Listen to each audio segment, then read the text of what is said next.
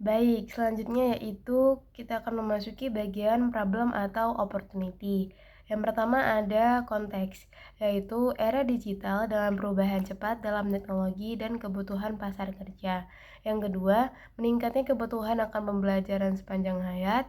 Yang ketiga, generasi muda yang sangat akrab dengan teknologi dan pembelajaran online. Selanjutnya ada problem, yaitu kesenjangan antara keterampilan yang dimiliki lulusan dan kebutuhan industri. Yang kedua, kebutuhan akan peningkatan keterampilan yang cepat dan fleksibel. Selanjutnya, keterbatasan akses ke pendidikan berkualitas tinggi dan relevan dengan industri. Yang keempat, kesulitan dalam mengikuti perkembangan teknologi dan tren industri terbaru. Yang selanjutnya yaitu ada customer, yaitu terutama kepada generasi muda, yaitu milenial dan Gen Z yang mencari peningkatan keterampilan. Yang kedua, profesional yang ingin beralih karir atau meningkatkan kemampuan mereka. Yang ketiga, perusahaan yang mencari solusi pelatihan untuk karyawan mereka. Dan yang keempat, individu yang tidak memiliki akses ke pendidikan tradisional berkualitas tinggi. Baik, selanjutnya yaitu emotional impact. Yang pertama ada meningkatkan rasa percaya diri dalam menghadapi tantangan karir. Yang kedua, mengurangi kecemasan terkait ketidakpastian masa depan pekerjaan. Yang ketiga, memberikan rasa pemberdayaan melalui akses ke pengetahuan dan keterampilan baru. Selanjutnya ada quantifiable impact.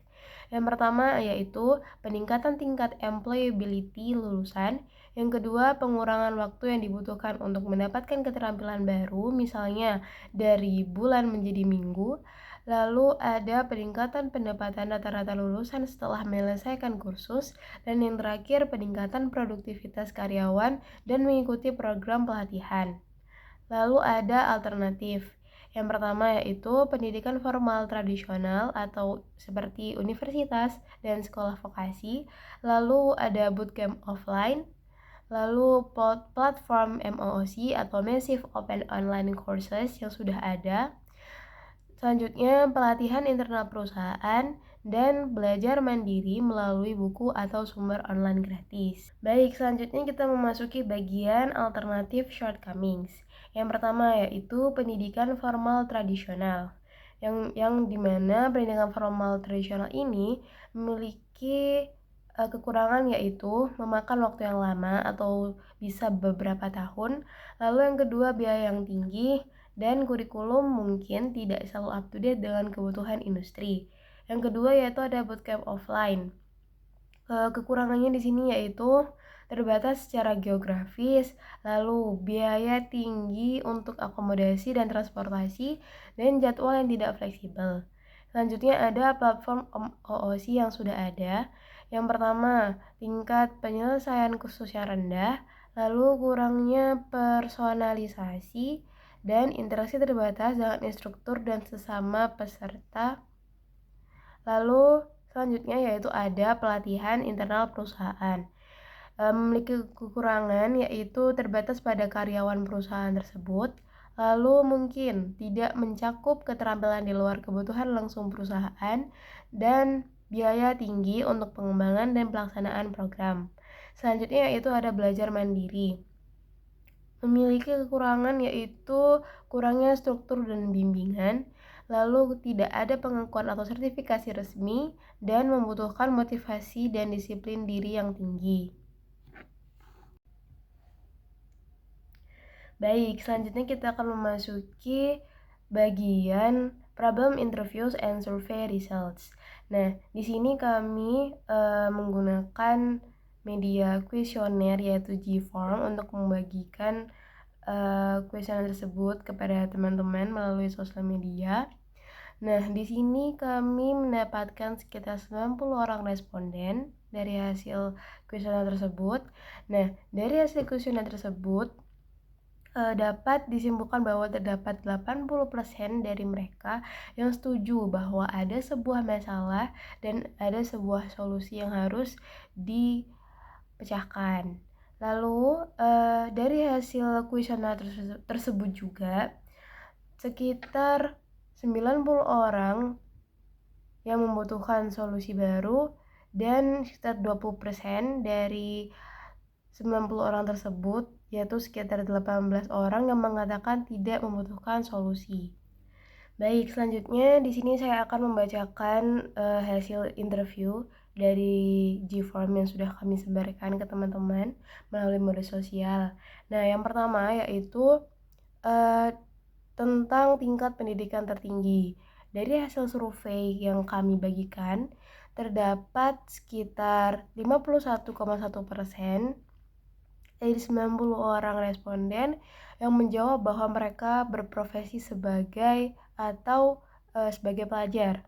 Tentunya berprofesi sebagai pelajar, khususnya yaitu pelajar SMA atau SMK. Selanjutnya tentang berapa lama durasi online yang mereka anggap ideal. Dari 100% terdapat 38,9% orang yang mengatakan bahwa sekitar 1-3 bulan, yaitu waktu kursus online yang mereka anggap ideal. Dan sekitar 32,2% mengatakan bahwa mereka menganggap sekitar 1-4 minggu adalah waktu yang ideal untuk mengadakan kursus online. Dan sekitar 16,7% dari responden yang mengatakan bahwa lebih dari 3 bulan adalah waktu yang ideal untuk mengadakan kursus online. Dan sekitar 12,2% orang mengatakan bahwa sekitar kurang dari 1 minggu adalah waktu yang ideal untuk pelaksanaan kursus online tersebut. Selanjutnya yaitu ada motivasi utama Anda untuk meningkatkan keterampilan. Dari hasil survei yang kami bagikan, terdapat 40% orang mengatakan bahwa mereka memiliki mengapa mereka ingin meningkatkan keterampilan, yaitu berdasarkan minat pribadi mereka sendiri, begitu.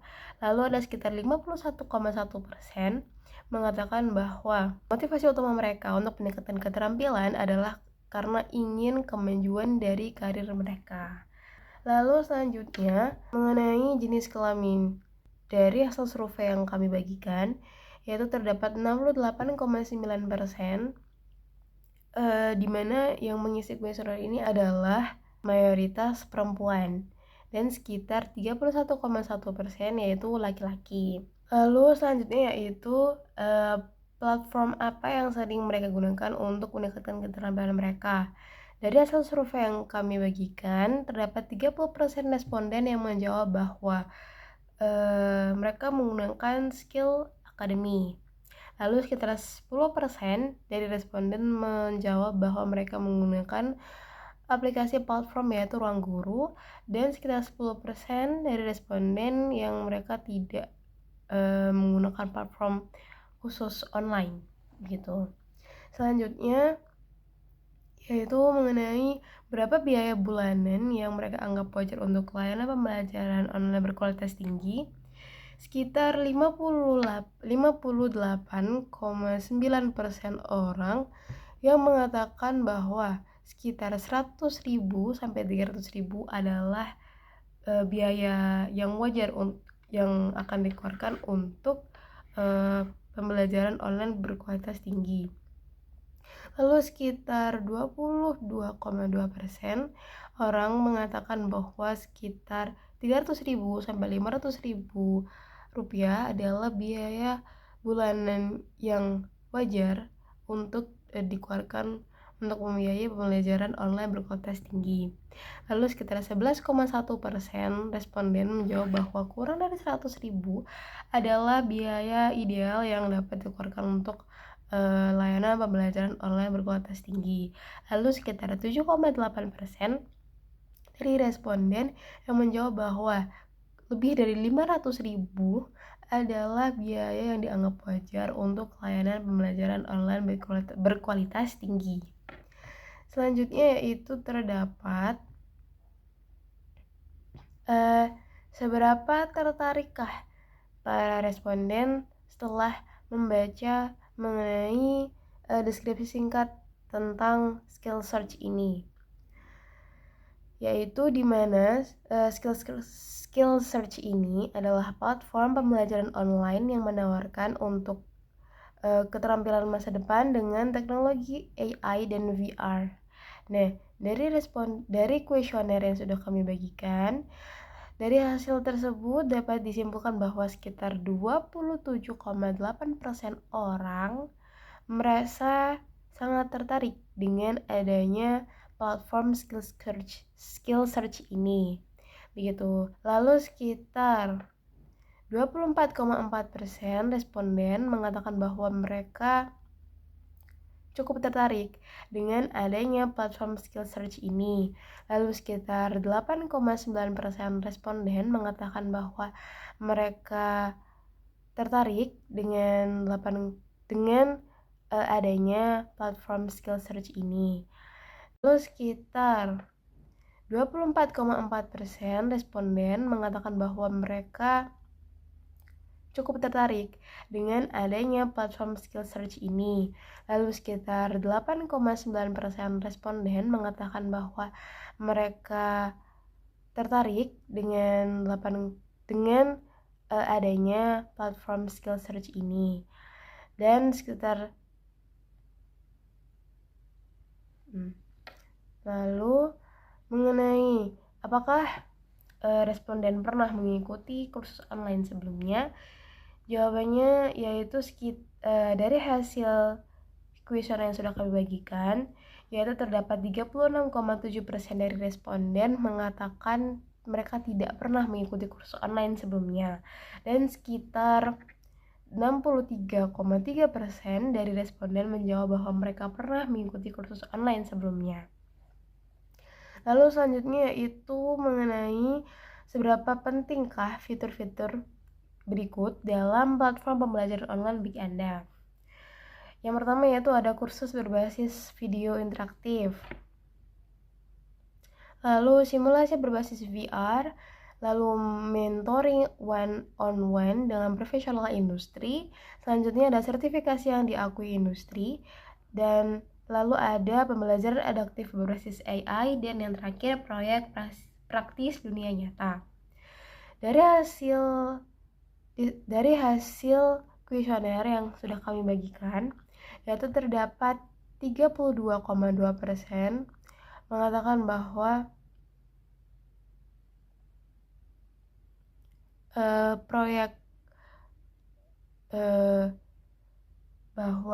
fitur proyek praktis dalam dunia nyata ini sangat dibutuhkan dalam platform pembelajaran online. Lalu sekitar 31,1% responden menjawab bahwa sertifikasi adanya fitur sertifikasi yang diakui oleh industri merupakan fitur yang sangat penting yang ada dalam platform pembelajaran online. Lalu sekitar 16,7% dari responden mengatakan bahwa mentoring one-on-one dengan profesional industri adalah fitur penting dalam platform pembelajaran online. Lalu untuk yang terakhir yaitu terdapat 12,2% dari responden menjawab bahwa simulasi berbasis VR adalah fitur penting dalam platform pembelajaran online. Baik, selanjutnya yaitu kita akan memasuki bagian size of market, yaitu current scenario. Nah, di sini ada TAM, SAM, dan SOM. Nah, dari usaha kami yaitu untuk TAM, target konsumen kami yaitu seluruh masyarakat Indonesia, yaitu sekitar 281.603.800 jiwa. Baik, selanjutnya kita akan memasuki size of market. Baik, selanjutnya kita akan memasuki bagian size of market, di mana dalam size of market ini terdapat TAM, SAM, dan SOM.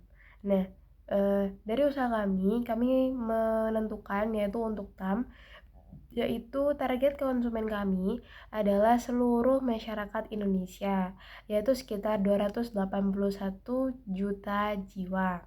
Sementara untuk SAM, yaitu target konsumen kami adalah masyarakat yang tinggal di daerah Jawa Timur, yaitu sekitar 41 juta ribu jiwa, atau sekitar 14,80% dari total penduduk Indonesia, menurut data BPS tahun 2024. Lalu untuk SOM, target konsumen kami yaitu sekitar 6,15% dari Lalu untuk SOM, target konsumen kami yaitu masyarakat yang bertempat tinggal di Surabaya, di mana yang Lalu untuk SOM, target konsumen kami yaitu masyarakat yang bertempat tinggal di Surabaya, yang berjumlah 3 juta jiwa pada Maret 2024. Data ini kami ambil menurut data BPS tahun 2024. Baik, selanjutnya kita akan memasuki bagian customer persona. Di sini kami mengambil customer yaitu bernama Nadia Putri, berusia 21 tahun, berlokasi di Surabaya, dan pekerjaan yaitu mahasiswa jurusan ilmu komputer. Untuk goals-nya sendiri yaitu mempersiapkan diri untuk memasuki dunia kerja di industri teknologi setelah lulus kuliah. Yang kedua, meningkatkan keterampilan data science dan mesin learning untuk melengkapi pengetahuan teknis yang diperoleh di bangku kuliah. Selanjutnya yaitu mendapatkan pengalaman proyek dan sertifikasi yang diakui industri untuk meningkatkan daya saing di pasar kerja. Yang keempat, membangun jaringan profesional dengan praktisi industri di bidang data science. Lalu untuk bio. Nah, di sini salah. Baik, selanjutnya kita akan memasuki bagian customer persona. Di sini kami mengambil customer yaitu bernama Nadia Putri, berusia 21 tahun yang berlokasi di Surabaya dan mempunyai pekerjaan yaitu mahasiswa jurusan ilmu komputer. Untuk bionya sendiri yaitu Nadia adalah mahasiswa tahun ketiga di Universitas Surabaya. Dia aktif berorganisasi di kampus dan sering menjadi volunteer dalam berbagai kegiatan. Dan dia memiliki minat yang kuat di bidang teknologi, khususnya data science dan machine learning.